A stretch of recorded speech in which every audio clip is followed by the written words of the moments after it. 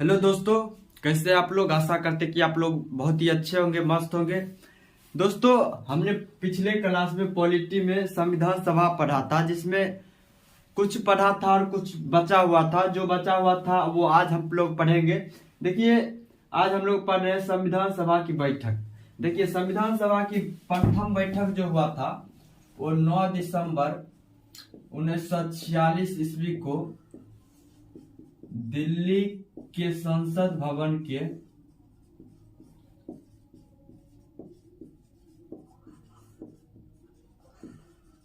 केंद्रीय हॉल में हुआ था। इस बैठक में सबसे वरिष्ठ सदस्य डॉक्टर सच्चिदानंद सिन्हा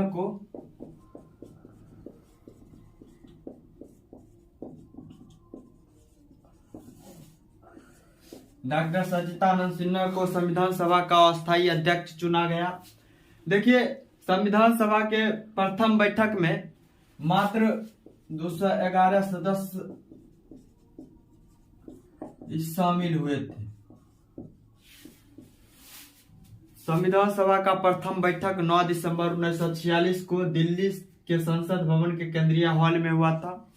इस बैठक में सबसे वरिष्ठ सदस्य डॉक्टर सच्चिदानंद सिन्हा को संविधान सभा का अस्थायी अध्यक्ष चुना गया और संविधान सभा के प्रथम बैठक में मात्र 211 सदस्य शामिल हुए, क्योंकि मुस्लिम लीग और देशी रियासत इस बैठक का बहिष्कार कर दिया था। उसके बाद संविधान सभा का अगला बैठक हुआ था वो 2 दिन के बाद, यानी 11 दिसंबर 1946 को हुआ। इस बैठक में डॉक्टर राजेंद्र प्रसाद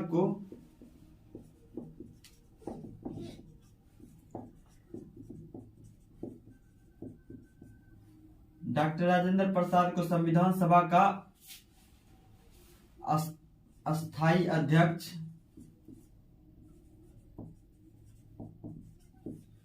और एस.सी. मुखर्जी और कृष्णाचारी और टी कृष्णाचारी को उपाध्यक्ष, संविधान सभा का उपाध्यक्ष, और बी.एन. राय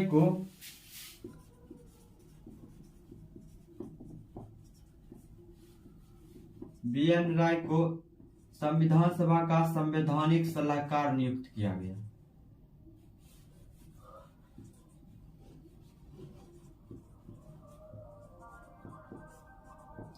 संवैधानिक सलाहकार नियुक्त किया गया। संविधान सभा का अगला जो बैठक हुआ था वो 11 दिसंबर 1946 को हुआ था। इस बैठक में डॉक्टर राजेंद्र प्रसाद को संविधान सभा का अस्थायी अध्यक्ष, एस.सी. मुखर्जी और टी कृष्णाचारी को उपाध्यक्ष और बी.एन. राय को संविधान सभा का संवैधानिक सलाहकार नियुक्त किया गया। उसके बाद फिर संविधान सभा का अगला बैठक फिर 2 दिन के बाद, यानी 13 दिसंबर 1946 को हुआ। इस बैठक में पंडित जवाहरलाल नेहरू के द्वारा एक उद्देश्य प्रस्ताव पेश किया गया। पंडित जवाहरलाल नेहरू के द्वारा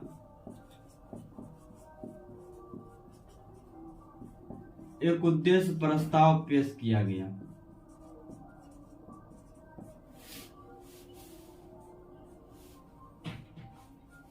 यह प्रस्ताव 22 जनवरी 1947 को पारित हुआ।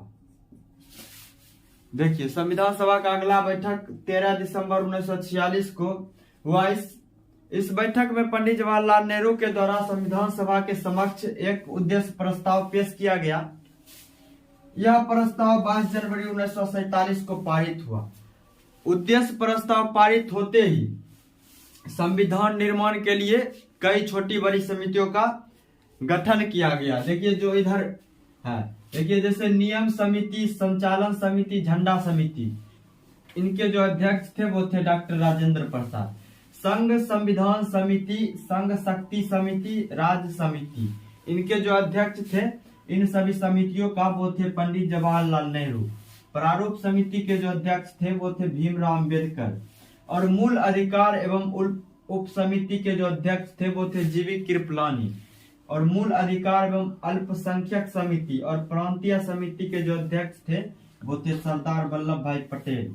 और कार्य संचालन समिति के जो अध्यक्ष थे वो थे के.एम. मुंशी।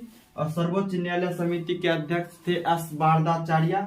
और अल्पसंख्यक समिति के अध्यक्ष थे एस.सी. मुखर्जी। प्रारूप समिति, इन सभी समितियों में सबसे प्रमुख समिति प्रारूप समिति था। प्रारूप समिति को ड्राफ्टिंग कमिटी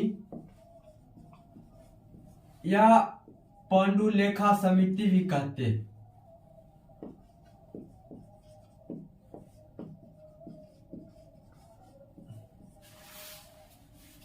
सभी समितियों में सबसे प्रमुख समिति प्रारूप समिति था। इस समिति को ड्राफ्टिंग कमिटी या पांडुलेखा समिति भी कहा जाता है। देखिए, प्रारूप समिति का मुख्य कार्य विभिन्न समितियों के द्वारा दिए गए रिपोर्ट के आधार पर संविधान का प्रारूप तैयार करना था। प्रारूप समिति का मुख्य कार्य विभिन्न समितियों के द्वारा दिए गए रिपोर्ट के आधार पर संविधान का प्रारूप तैयार करना था।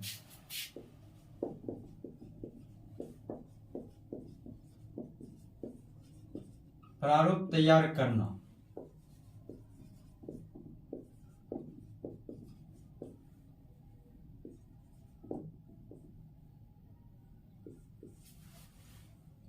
देखिए, प्रारूप समिति में 7 सदस्य थे, जिसमें भीमराव अंबेडकर इस समिति के अध्यक्ष थे।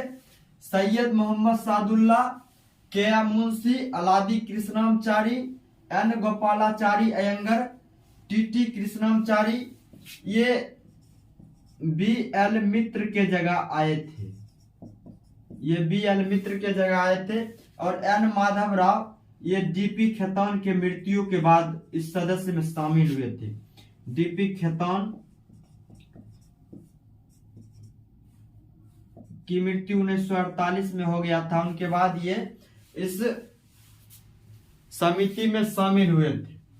प्रारूप समिति में 7 सदस्य थे, देख सकते हैं आप लोग, जो यहाँ लिखा हुआ है। देखिए, उसके बाद प्रारूप समिति का गठन 29 अगस्त 1947 को हुआ था। देखिए, विभिन्न समितियों के द्वारा दिए गए रिपोर्ट के आधार पर प्रारूप समिति के द्वारा संविधान का पहला प्रारूप फरवरी 1948 में और अंतिम प्रारूप, संविधान का अंतिम प्रारूप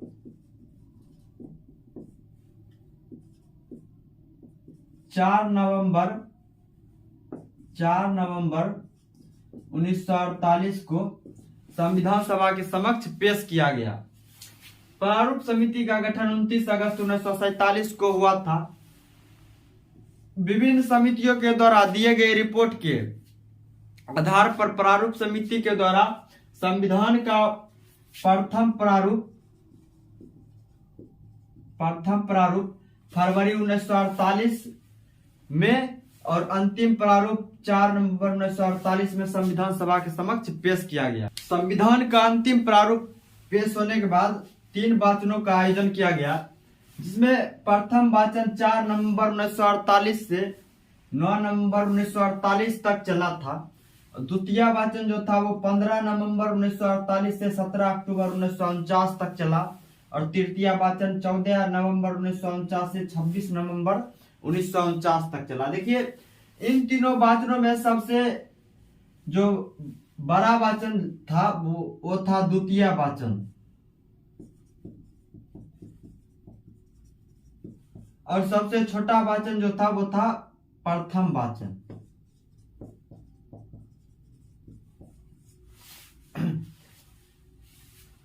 प्रथम वाचन 4 नवंबर 1948 से 9 नवंबर 1948 तक। द्वितीय वाचन 15 नवंबर 1948 से 17 अक्टूबर 1949 तक। और तृतीय वाचन जो चला था वो 14 नवंबर 1949 से 26 नवंबर 1949 तक। इन तीनों वाचनों में सबसे बड़ा वाचन था द्वितीय वाचन और सबसे छोटा वाचन था प्रथम वाचन। देश विभाजन के बाद संविधान सभा का पुनः गठन 31 अक्टूबर 1947 को किया गया। देश विभाजन के बाद संविधान सभा का पुनः गठन 31 अक्टूबर 1947 को किया गया, जिसमें सदस्यों की संख्या 299 था। 299 में 229 सदस्य ब्रिटिश प्रांत से थे और 70 सदस्य देसी रियासत से।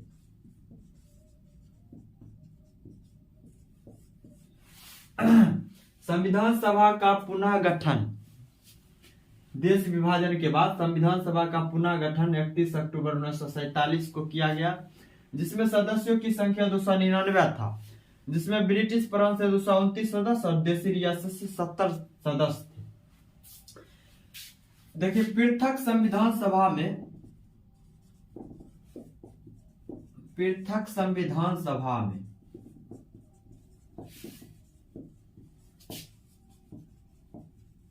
महिलाओं की संख्या 12 था। संविधान सभा में अगर पूछे महिलाओं की संख्या कितना था तो 15 हो जाएगा, लेकिन पृथक संविधान सभा में देश विभाजन के बाद संविधान सभा में महिलाओं की संख्या जो था वो 12 ही था। देखिए, हमारा संविधान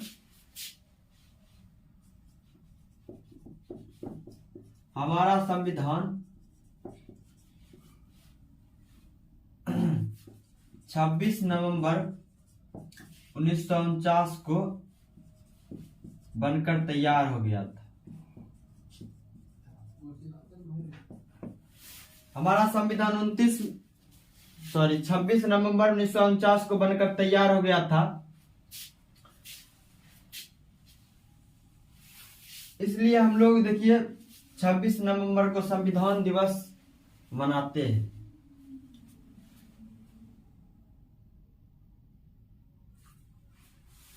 संविधान बनने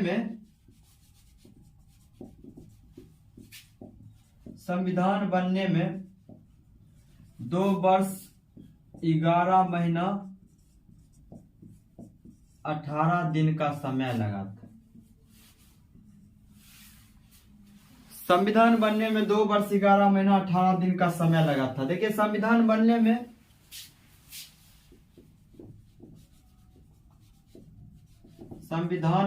में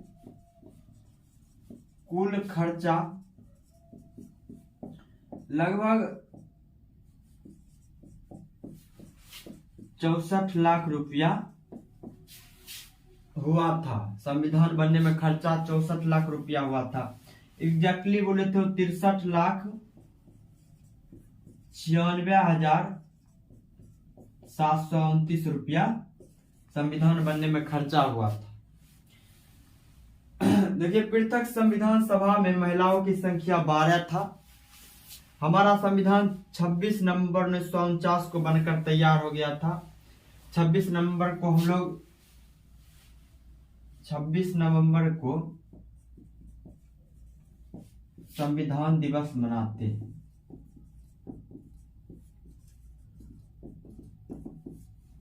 संविधान दिवस, कानून दिवस या विधि दिवस, ये सब हम लोग मनाते हैं 26 नवंबर को।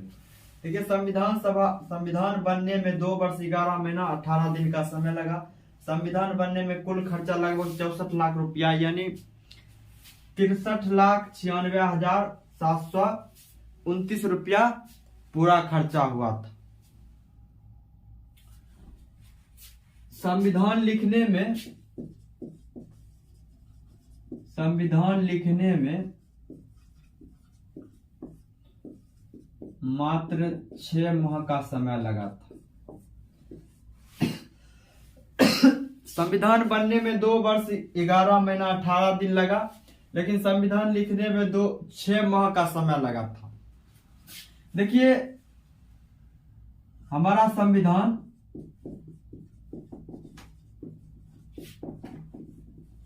हस्तलिखित है।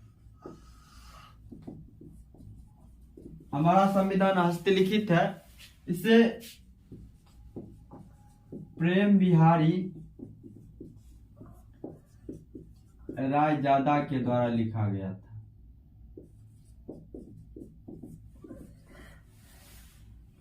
प्रेम बिहारी रायजादा बिहार के मधुबनी जिले के थे। इनका संबंध शांति निकेतन से था। शांति निकेतन।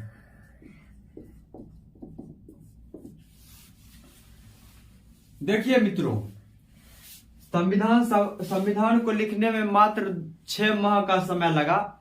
जब आपसे पूछे कि संविधान बनने में कितना समय लगा, तब आप लोग बताइएगा 2 वर्ष 11 महीना 18 दिन। अगर आपसे पूछा जाए कि संविधान लिखने में कितना समय लगा, तो आप 6 माह बताइएगा। देखिए, हम अपना जो संविधान है अपने देश का, वो हस्तलिखित है, यानी हाथ से लिखा हुआ है। और इसको प्रेम बिहारी रायजादा के द्वारा लिखा गया। प्रेम बिहारी रायजादा जो थे वो बिहार के मधुबनी जिला के निवासी थे। इनका संबंध शांति निकेतन से था। देखिए, संविधान के प्रत्येक पृष्ठ पर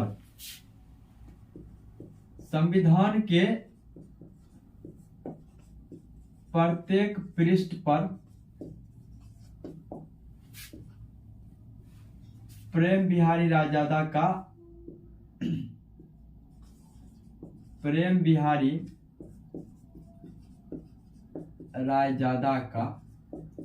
नाम लिखा हुआ है। संविधान के प्रत्येक पेज पर प्रेम बिहारी रायजादा का नाम लिखा हुआ है। और संविधान के अंतिम पृष्ठ यानी अंतिम पेज पर इनके दादाजी रामदास का नाम लिखा हुआ है। देखिए, संविधान के प्रत्येक पृष्ठ पर कलाकृति राम मनोहर सिन्हा और नंदलाल बोस के द्वारा किया गया। संविधान के प्रत्येक पृष्ठ पर कलाकृति राम मनोहर सिन्हा और नंदलाल बोस के द्वारा किया गया। देखिए, संविधान का प्रथम प्रकाशन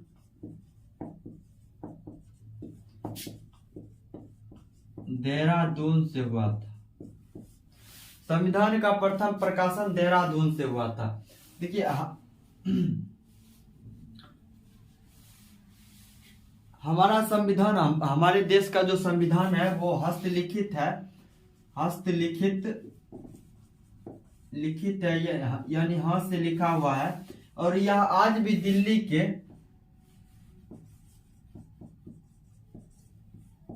के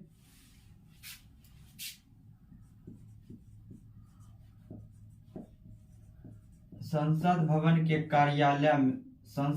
के पुस्तकालय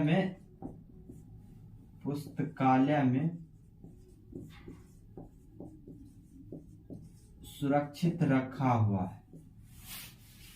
हमारा संविधान जो है वो हस्तलिखित है और यह आज भी दिल्ली के संसद भवन के पुस्तकालय में सुरक्षित रखा हुआ है। देखिए, मूल संविधान में 395 अनुच्छेद,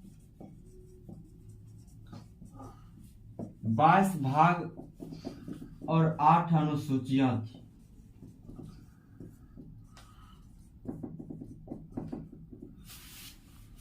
मूल संविधान में 395 अनुच्छेद, 22 भाग और 8 अनुसूचियां था। और वर्तमान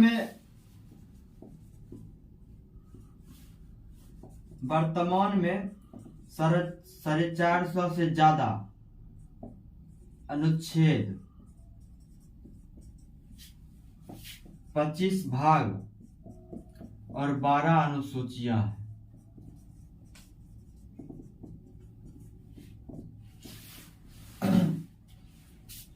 देखिए मित्रों, संविधान का प्रथम प्रकाशन देहरादून से हुआ था। हमारा संविधान हस्तलिखित है या आज भी दिल्ली के संसद भवन के पुस्तकालय में सुरक्षित रखा हुआ है। मूल संविधान में 395 अनुच्छेद, 22 भाग और 8 अनुसूचियां था और वर्तमान में 450 से अधिक अनुच्छेद और 25 भाग और 12 अनुसूचियां हैं। सभा को 2 मुख्य कार्य सौंपा गया। एक, देश के लिए नियम का निर्माण करना और उस नियम को लागू करने के लिए कानून का निर्माण करना। देखिए, जब जब संविधान सभा की बैठक संविधान निर्माण के लिए किया जाता था, उस समय उसकी अध्यक्षता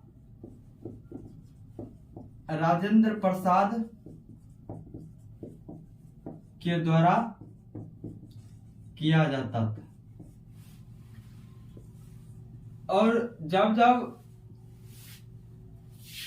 संविधान सभा का बैठक कानून निर्माण के लिए होता था, उस समय उसकी अध्यक्षता जीवी मावलंकर के द्वारा किया जाता था, यानी गणेश वासुदेव मावलंकर के द्वारा। संविधान सभा को 2 मुख्य कार्य सौंपा गया। एक, देश के लिए नियम का निर्माण करना और उस नियम को लागू करने के लिए कानून का निर्माण करना। जब जब संविधान सभा की बैठक संविधान निर्माण के लिए किया जाता था, उस समय उसकी अध्यक्षता राजेंद्र प्रसाद के द्वारा किया जाता था। और जब जब संविधान सभा की बैठक कानून निर्माण के लिए किया जाता था, उसकी अध्यक्षता जीवी मावलंकर के द्वारा किया जाता था। देखिए, भारतीय संविधान में लगभग 60 देशों से कुछ न कुछ लिया गया है।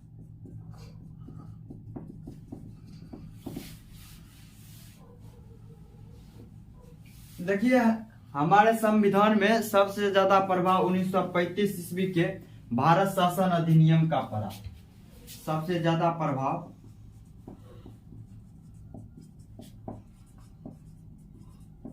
1935